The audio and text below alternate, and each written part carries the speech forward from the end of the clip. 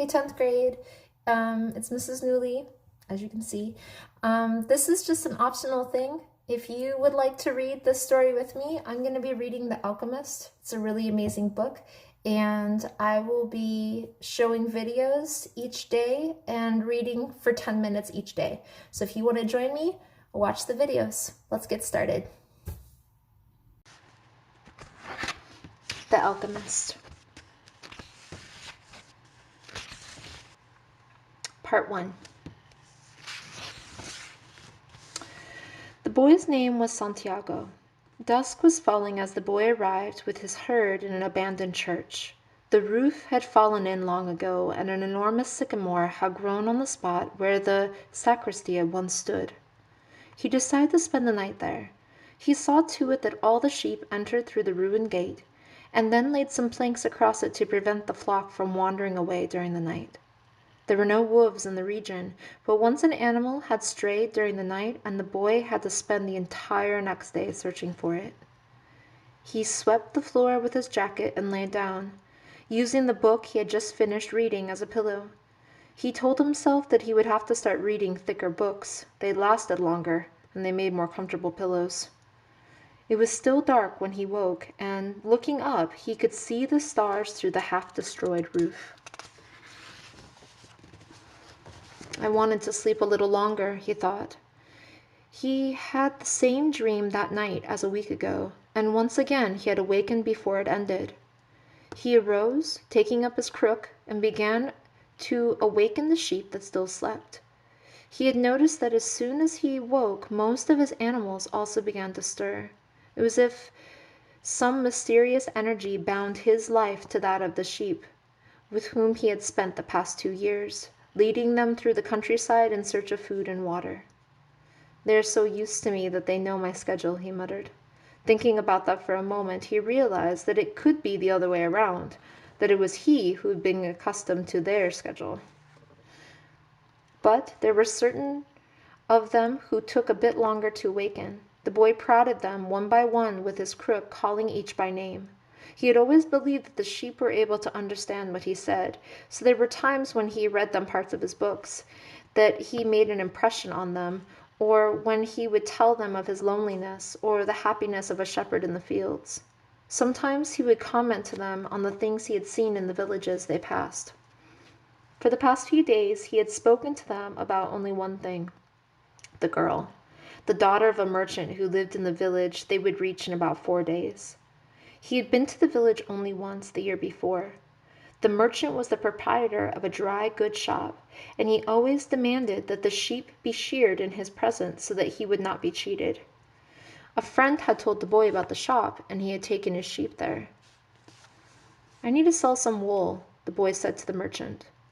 The shop was busy, and the man asked the shepherd to wait until the afternoon, so the boy sat on the steps of the shop and took a book from his bag. "I didn't know shepherds knew how to read," said a girl's voice behind him. The girl was a typical of the region of Andalusia, with flowing black hair and eyes that vaguely recalled the Moorish conquerors. "Well, usually I learn more from my sheep than from books," he answered. During the 2 hours that they talked, she told him that she was the merchant's daughter, and spoke of life in the village, where each day was like all the others. The shepherd told her of the Andalusian countryside, and related the news from the other towns where he had stopped. It was a pleasant change from talking to his sheep. "How did you learn to read?" the girl asked at one point. "Like everybody learns," he said, "in school." "Well, if you know how to read, why are you just a shepherd?" The boy mumbled an answer that allowed him to avoid responding to her question. He was sure the girl would never understand. He went on telling stories about his travels, and her bright Moorish eyes went wide with fear and surprise. As time passed, the boy found himself wishing that the day would never end, and that her father would stay busy and keep him waiting for 3 days. He recognized that he was feeling something he had never experienced before, the desire to live in one place forever. With the girl with the raven hair, his days would never be the same again. But finally the merchant appeared and asked the boy to shear 4 sheep. He paid for the wool and asked the shepherd to come back the following year. And now it was only 4 days before he would be back in that same village. He was excited and at the same time uneasy. Maybe the girl had already forgotten him. Lots of shepherds passed through selling their wool. It doesn't matter, he said to the sheep. I know other girls in other places. But in his heart, he knew that it did matter. And he knew that shepherds, like seamen traveling salesmen, always found a town where there was someone who could make them forget the joys and the carefree wandering. The day was dawning, and the shepherd urged his sheep in the direction of the sun. They never have to make any decisions, he thought. Maybe that's why they always stay close to me. The only things that concerned the sheep were food and water. As long as the boy knew how to find the best pastures in Andalusia, they would be his friends. Yes, their days were all the same, but seemingly endless hours between sunrise and dusk. And they had never read a book in their young lives, and they didn't understand when the boy told them about the sights of the cities. They were content with just food and water, and in exchange, they generously gave their wool, their company, and once in a while their meat. If I became a monster today and decided to kill them one by one, they would become aware only after most of the flock had been slaughtered, thought the boy. They trust me, and they've forgotten how to rely on their own instincts because I lead them to nourishment. The boy was surprised at his thoughts. Maybe the church with the sycamore growing from within had been haunted. It caused him to have the same dream for a second time, and it was causing him to feel anger towards his faithful companions.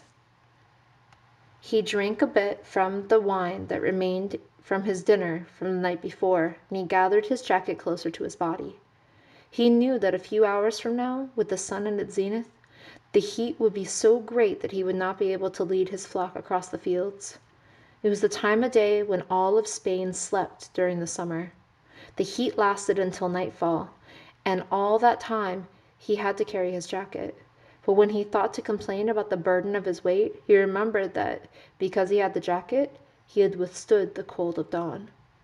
We have to be prepared for change, he thought, and he was grateful for the jacket's weight and warmth.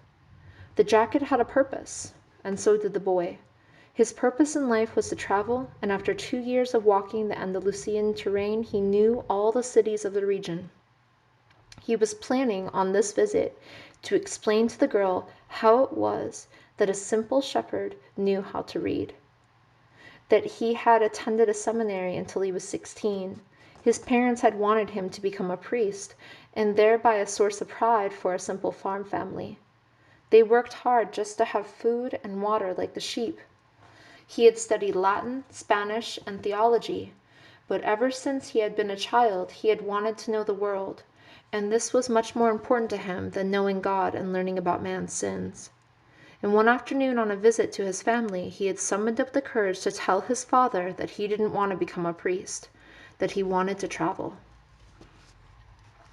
People from all over the world have passed through this village, son, said his father. They come in search of new things. But when they leave, they are basically the same people they were when they arrived. They climb the mountain to see the castle. They wind up thinking that the past was better than what we have now. They have blonde hair or dark skin, but basically they're the same people who live right here. But I'd like to see the castles in the towns where they live, the boy explained. Those people, when they come to see our land, say that they would like to live here forever, his father continued. Well, I'd like to see their land and how they live, said his son. The people who come here have a lot of money to spend, so they can afford to travel, his father said. Amongst us, the one who travel are shepherds. Well, then I'll be a shepherd. His father said no more. The next day, he gave his son a pouch that held 3 ancient Spanish gold coins. I found these one day in the fields. I wanted them to be part of your inheritance, but use them to buy your flock. Take to the fields, and someday you'll learn that our countryside is the best, and our women are the most beautiful.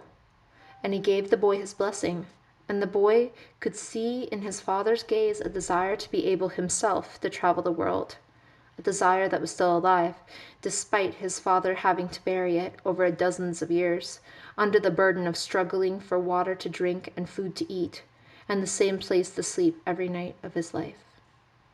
And this is where we'll stop for today. If you guys are interested, I'll read about 10 minutes tomorrow, and we'll keep going through the book. Thanks for listening.